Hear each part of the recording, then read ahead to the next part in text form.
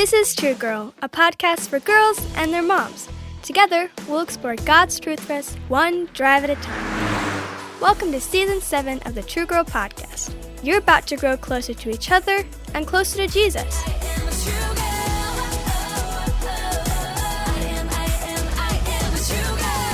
Are you ever scared to stand up for what you know is right?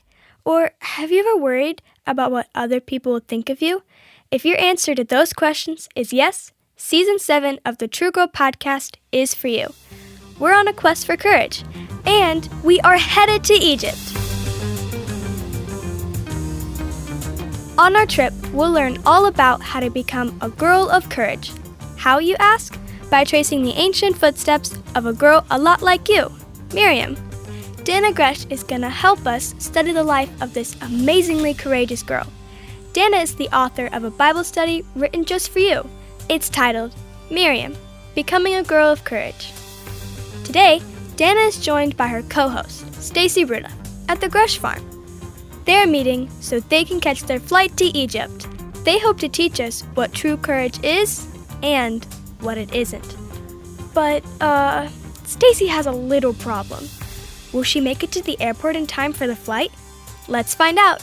It's time for episode 1 called, What is Courage? Here's Dana. Goodbye, Moosey. Bye, Boo-hoo. Goodbye, Trigger. Oh, hello, Stacy. Hey, Dana. Oh, man, my suitcase will not stay shut. There. Now don't you go popping open on me again, okay? I'm warning you. Oh, no, not again. Dana, can I get some help over here? Of course, Stacy. What? Ah. Got it. Okay. Phew, Stacy, surely you do not need all of that stuff in your suitcase. What in the world do you have in that thing anyway? Let's see.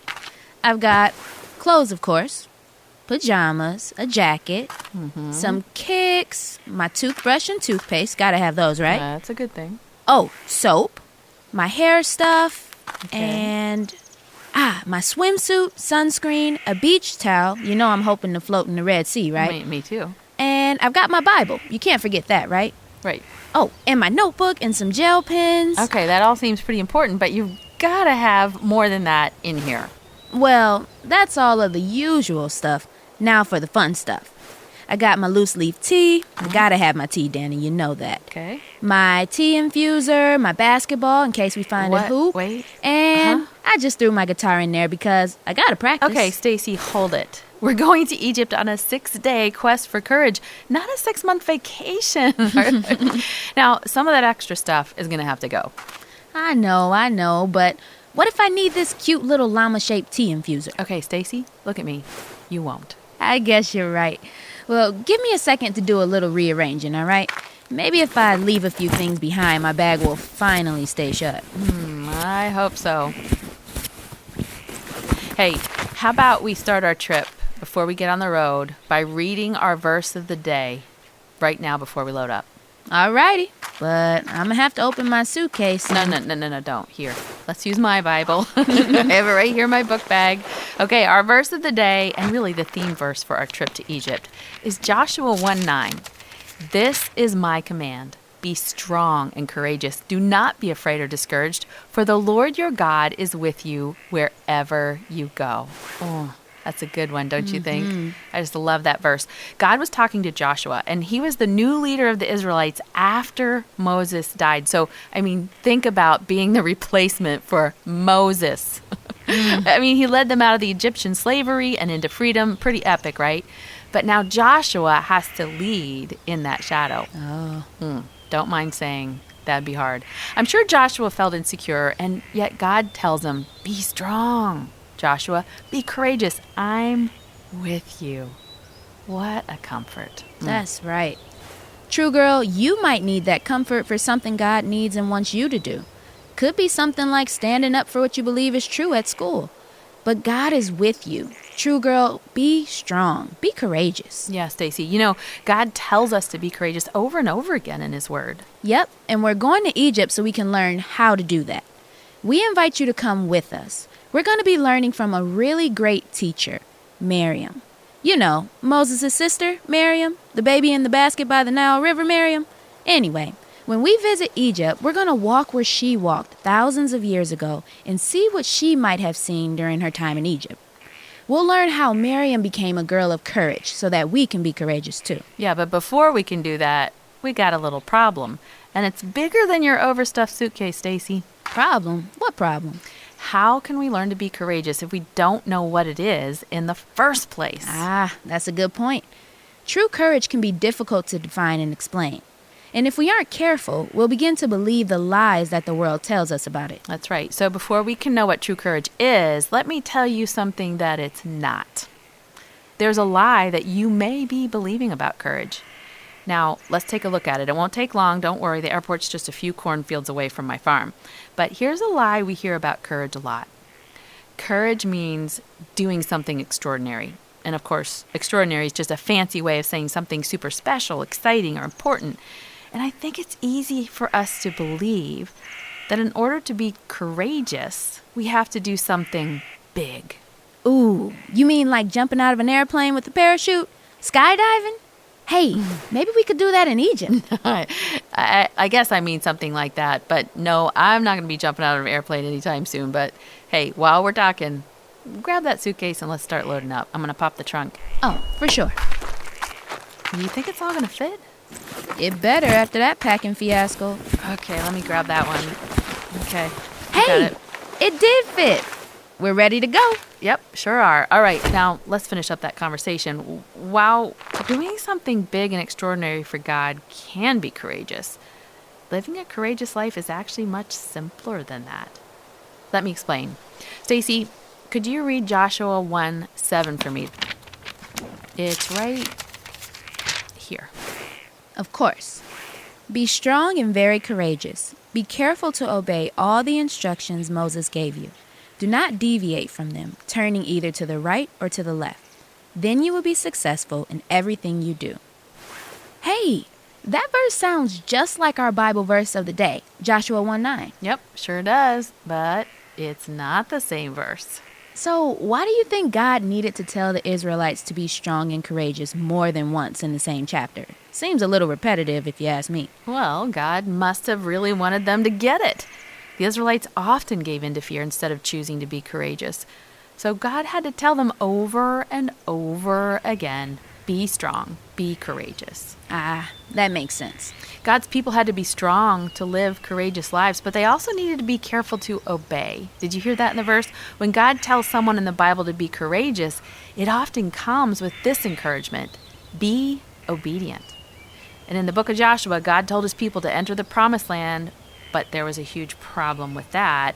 The land was full of giants. Think Goliath-sized guys, all right? Ooh. Yikes. So who wouldn't be afraid of people like that? Courage requires obedience because otherwise we might chicken out. Oh my, perfect timing, Franklin. Try to get another appearance on the True Girl podcast, are ya? All right, you go on back to the girls now, okay?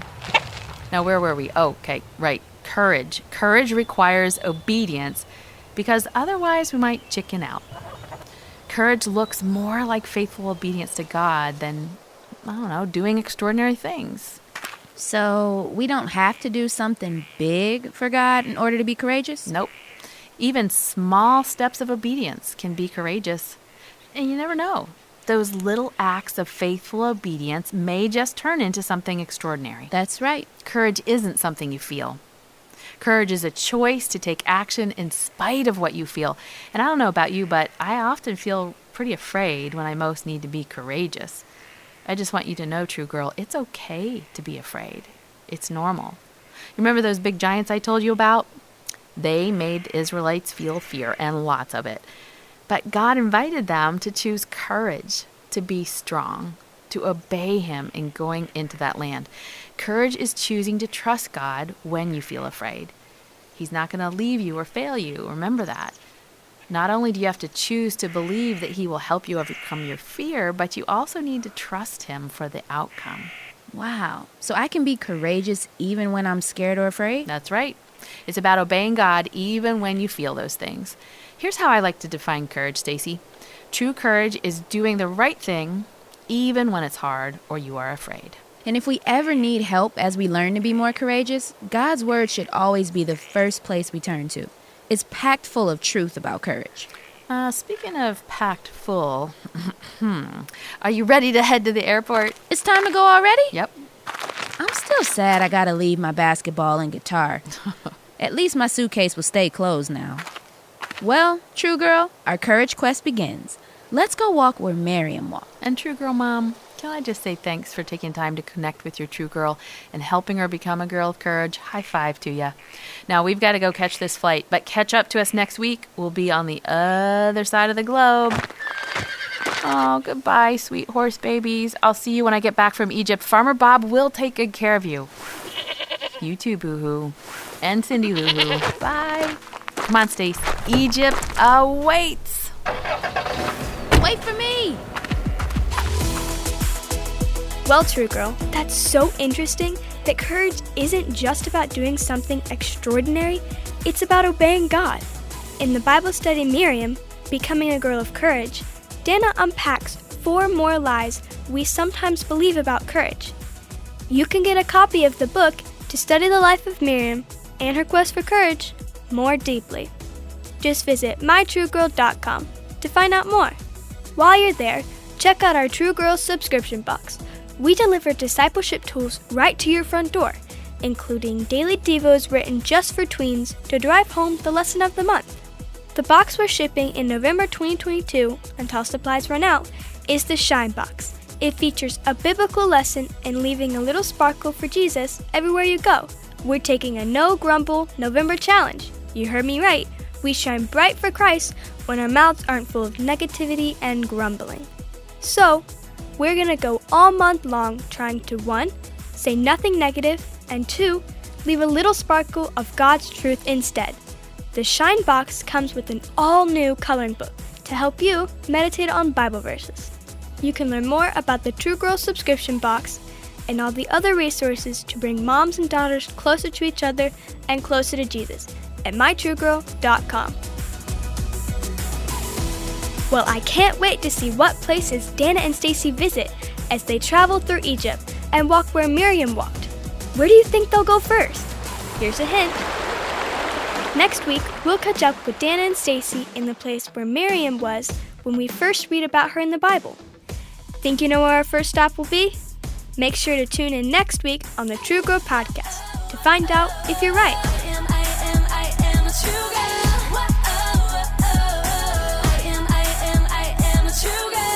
The True Girl Podcast is produced by Revive Our Hearts, calling women of all ages to freedom, fullness, and fruitfulness in Christ.